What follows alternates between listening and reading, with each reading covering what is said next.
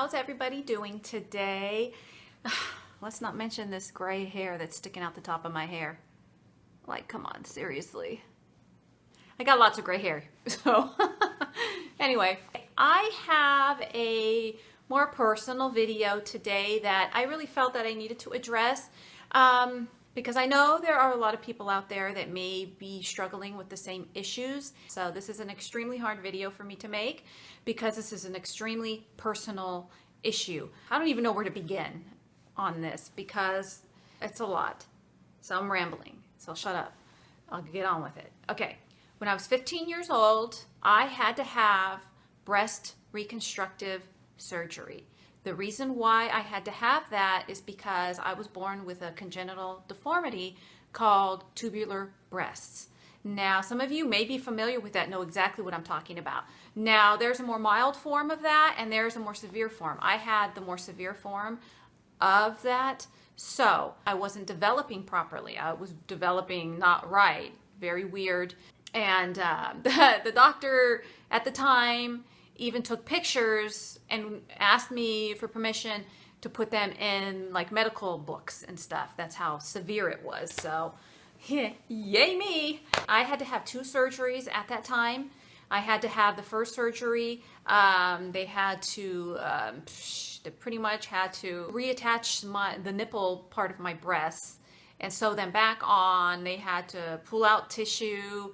They just had to reform them. So yeah, and I was really young, so there's still a lot, you know, that I don't exactly remember. And my mom's not here anymore. She passed away when I was 18, so I'm sure she would know a ton about, even more so than I do, you know, at that time, because I was a teenager. And then, you know, the doctor told us, okay, the way that we fix this is, you know, we have to do the reconstruction part, and then you have to have implants if you want to look normal. So, okay, that was the only option that we had at the time. So that's what we did because the surgeries were very unpleasant. I had 2. The first one was to put tissue expanders in and do like the reconstruction, and then I had to wait a few months, and then they put the saline implants in. Now, this was back when I was 15. I'm now 39, almost 40, so this is over 20 years ago, 20 some years ago that this happened. I've had these things in a very long time.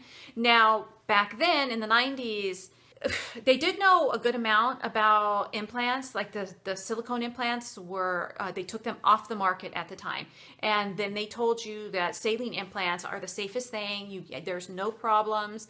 You know, saline is, you know, it's salt water. You already have salt water in your body. So if it ruptures, it's not going to hurt you. Now, I don't remember being told, maybe I was, that the outer shell is made out of silicone. So I have silicone in my body, which is not good. Nobody should have silicone in their body. It is linked to so many health problems. It's linked to so many autoimmune diseases, and it makes women extremely ill. Now, another thing with saline, now I don't know, this probably wasn't known back then, but it's very well known now that in saline, it can develop mold in the implant or around the implant. Back in December, I read this article and felt, you know that feeling when you just know, you're reading all these symptoms and you just know, I'm not gonna cry.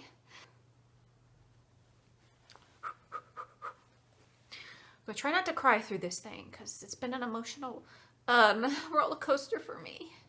I forgot what I was talking about. No, I made my makeup. No.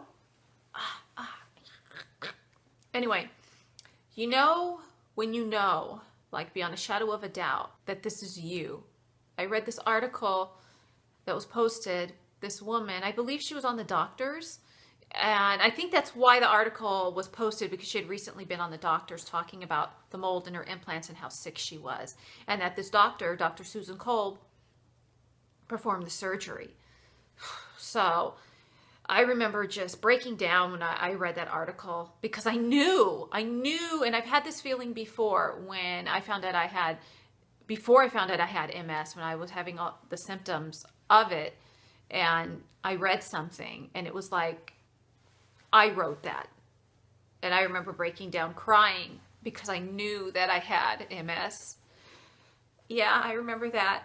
And it was the same thing with this. I I knew it, that I need to get these things out. These things are making me sick. This is why I have an autoimmune disease.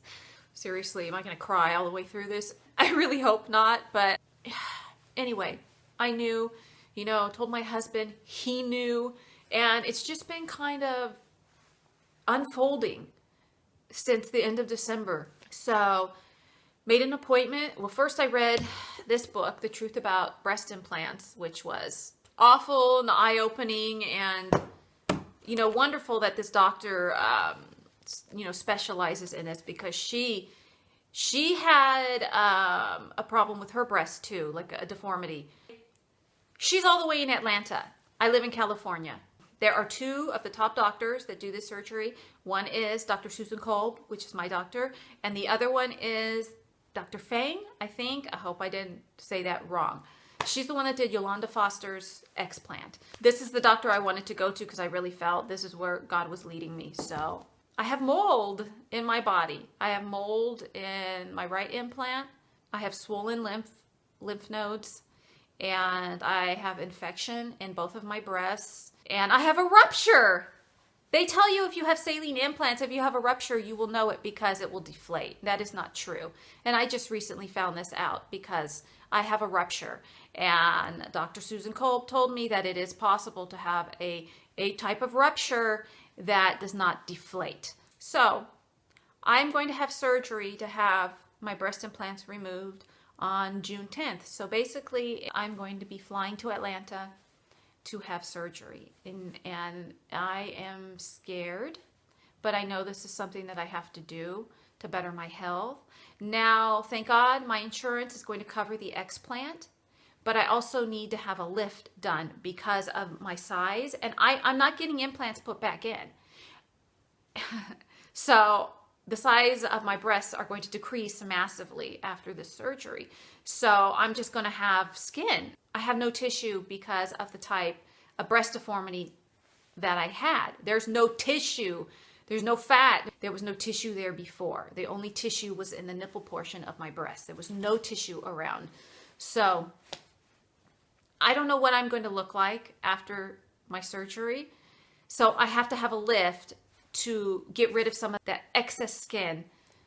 So the insurance will not cover that. So we have to pay for that out of pocket.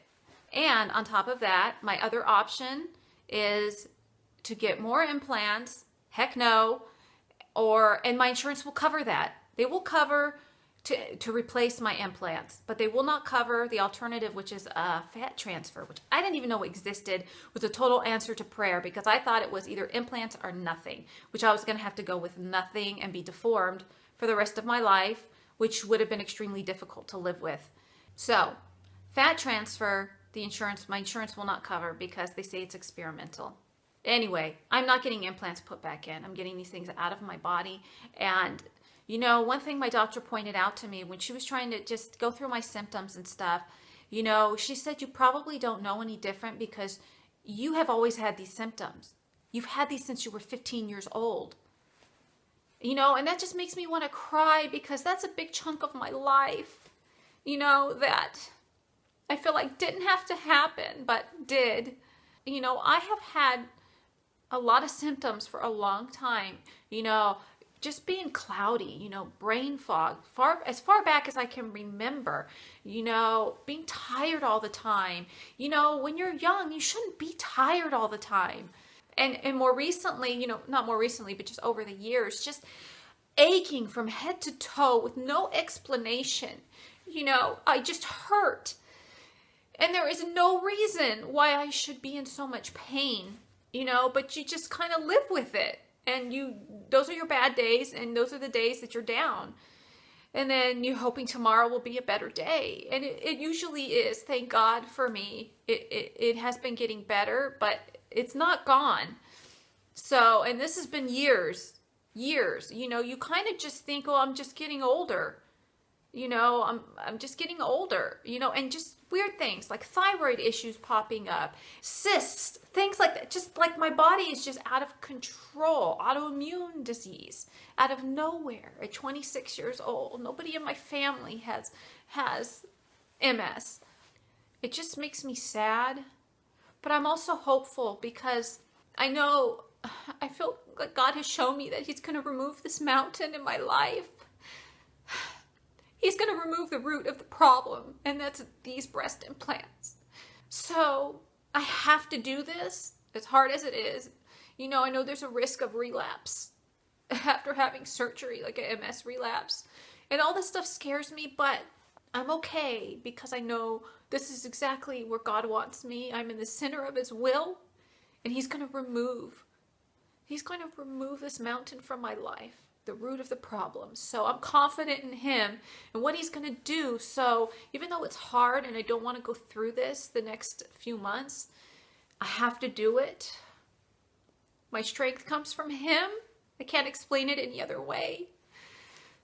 And he's going to carry me through. The next part of this is going to be difficult, but I know there's something going to be good to come from this. So after I have the explant where they take the implants out, they also have to take out the scar tissue, which I didn't even know. Your body forms a scar capsule around the implant to protect your body because it's a foreign invader. If you have a foreign thing in your body, your immune system is going to constantly be trying to get rid of this thing until your immune system just can't do it anymore.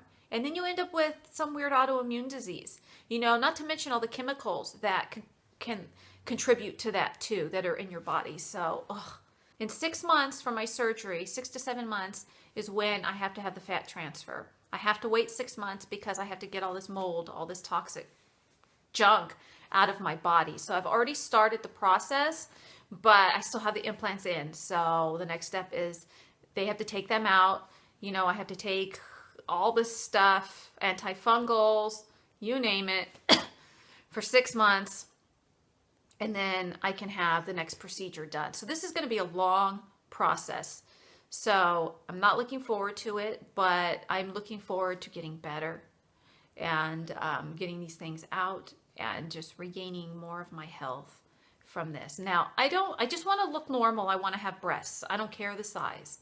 I just want to have breasts.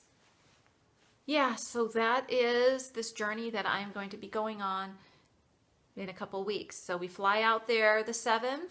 I have, the pre-op, and I have to meet with the other doctor about the fat transfer, and then I go in for the surgery on the 10th. So I have pre-filmed a ton of videos because I know I'm going to be down for a little bit. I don't know how my recovery is going to be. So I have filmed a bunch of videos that are going to be coming over the next few months. So the next time you'll see me after my surgery probably won't be till the end of August or September, but I will still be on YouTube because I've got all these videos pre-filmed. Planned ahead for this. Yeah, I appreciate all of your prayers out there. I don't want to have surgery. Can't stress that enough, but I have to. I'm hoping it's not going to be as bad as I think. No, I can't take normal pain pills because of the medication I'm on for MS. I don't want to go off of that during my surgery, so I have to take Mobic, I think, and I don't know if that's going to be enough, so I don't know how much pain I'm going to be in, so don't want to freak out about that. A little bit freaked out, but I am going to try and film the process as much as I can. Yeah, because I know for me, I've been searching just for information for women like me that have breast implants because of a medical disorder. That's why they have the implants. But just, I want to find somebody that's like me. Like, how was it after you had them taken out? What did they look like? What did you do? But I can't find anything. So that's why I'm like, I got to do this video because there might be somebody out there with the same issues as me looking for the same information and can't find anything. So hopefully you'll find my videos that will help you. Yeah, so this is part of my journey, my health journey. And yes, it's putting us into debt. We've had to borrow on our house. God is providing. He is providing, and he will continue to provide. And I know that without a shadow of a doubt. So I will keep you all updated, and I will try to vlog. I don't know if I'm going to feel like it. I don't know what I'm going to feel like when we fly out there. I am at peace right now. I know I'm crying and stuff, but it's a weird thing because I am at peace because I know I'm in the center of God's will. And that's a sweet place to be. I know God's working. I'm seeing him work. I'm seeing him do miracles before my eyes in this surgery. I'm not going to cry again. Shoot. It's a miracle because it's like God is showing me the root of my problem. So, yeah, and that's a good thing. I want to raise awareness to this too, because millions of women get breast implants and they're misinformed about these things. They're told that they're safe and they are not safe. Anyway, hope I made sense. If anybody out there wants more information on just the truth about breast implants, read this book by Dr. Susan Kolb. You can get it on Amazon, $17, maybe $20. It's excellent. It might scare you a little bit, but it's a good kind of scared. Sometimes we need to be scared to take action. So that's a great book. She's got resources on YouTube, and I will link some of them down below. There's organizations out there, breast implant awareness and other things that you can go on to also. And again, I appreciate your prayers during this time, just for my family, us financially. This is a big thing to have to pay for. Not to mention the fat transfer is not covered. So this whole thing is going to cost us over $20,000. Gulp. I struggle with feeling guilty about that. You know, I've been sick for a while and I cost a lot of money and you feel guilty. It makes you feel guilty, and I know that I shouldn't, but it does. And it's very hard to live with every day. I don't want this tear to drop. I don't want to mess up my makeup. So vain. And nobody makes me feel guilty. That's the thing. You know, my husband is amazing. My kids, my kids are so sweet. It's just a personal thing. You never want to be that person, right? You know what I mean. You never want to be that person. Anyway, yeah, it's going to be an experience. Yay. Not the way I wanted to spend my becoming 40, because I'm turning 40 in August and I wanted to do this great trip. Doesn't look like that's going to happen, but this is a good thing. So my 40s are going to be better. So praise God. And thank you guys for listening. And just watching this video. Shoot, why am I crying again? I'm not even PMSing. What the heck is wrong with me? Like I said, this was really hard for me to film. I did not want to share this with anybody. Nobody's known about this in my life except my family, the closest people to me, and just one of my best friends over the 25, and my husband, of course. You know when you know you need to do something just to help other people, and that's the only reason that I'm doing this on here on YouTube. Oh my gosh. And I thank you guys for all your support on my channel, and just thank you ahead of time just for your prayers during this time. And that's it. I don't have anything else to say, or I'm gonna really start crying really bad, and I don't really want to because I'm gonna get a headache. But anyway, guys, I will see you in my next video. Take care. Bye, guys.